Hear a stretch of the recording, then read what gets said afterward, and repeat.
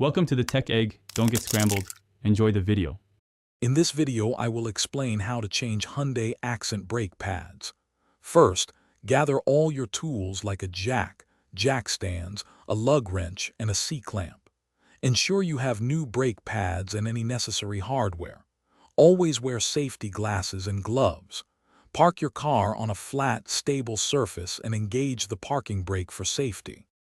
Begin by loosening the lug nuts on the wheel you're working on, but don't remove them yet. Use a jack to lift the car, then place jack stands securely under the vehicle for support. Now, remove the lug nuts completely and take off the wheel. Locate the two caliper guide pin bolts and remove them carefully to free the caliper.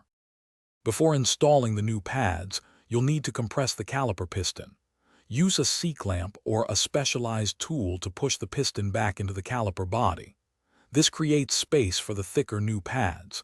Install the new brake pads, ensuring they fit correctly with any new hardware.